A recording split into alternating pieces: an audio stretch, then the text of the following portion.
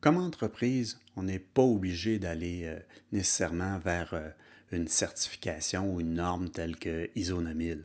On peut envisager tout de même d'aller ou de tendre vers une gestion totale de la qualité. Pour y parvenir, bien, ça nous prend des processus, ça nous prend des moyens aussi. Alors, parmi les moyens, qu'est-ce qui s'offre à nous? Voici une liste non exhaustive d'outils génériques dans la boîte à outils en qualité. Diagramme de processus. Un diagramme de processus, c'est de faire en sorte qu'on est en mesure d'exprimer facilement qu'est-ce qu'on a comme processus. Une liste de vérification, c'est de faire en sorte qu'on coche des éléments qui sont présents. Ça peut être autre chose, s'assurer que telle opération a été faite, telle matière a été prise, telle commande a été passée.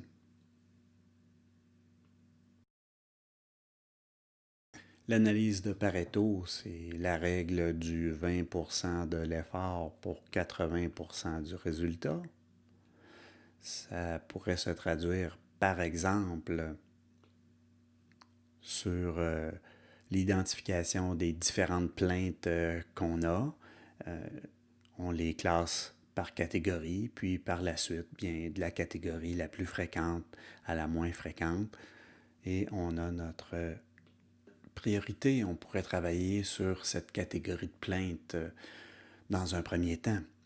Le dénombrement peut être relatif, il peut être sous une autre mesure aussi.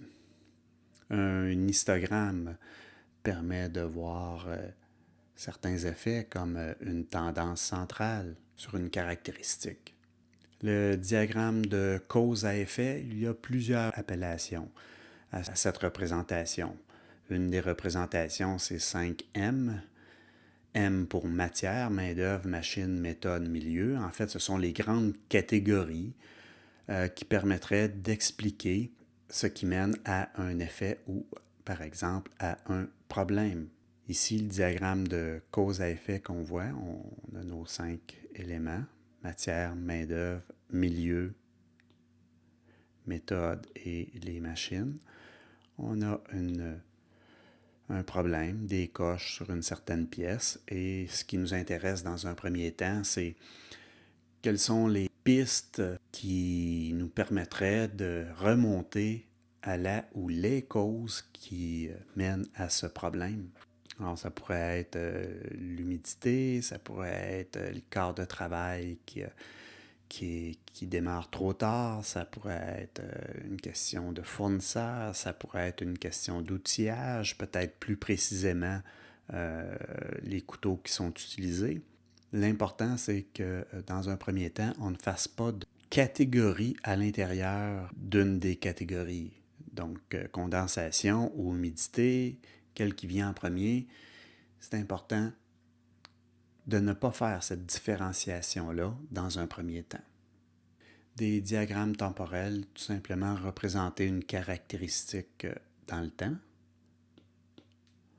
La demande dans le temps, c'est comme tel un diagramme temporel, mais ça pourrait être d'autres éléments. Les cartes de contrôle, on va revenir avec ça un peu plus tard, mais ça permet de suivre l'évolution d'une caractéristique de la qualité dans le temps. Les diagrammes de dispersion, ça permet de mettre en relation deux variables entre elles sur un axe, une variable x, sur l'autre axe, une variable y, et ce qu'on a comme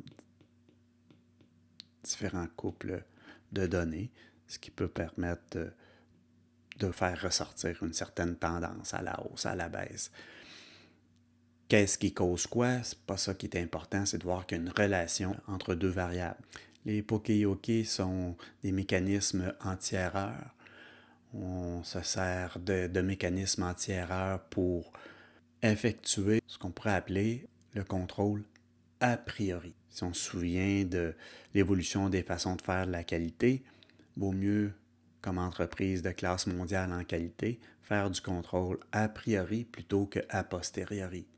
Les mécanismes anti-erreur permettent de rencontrer cet élément-là.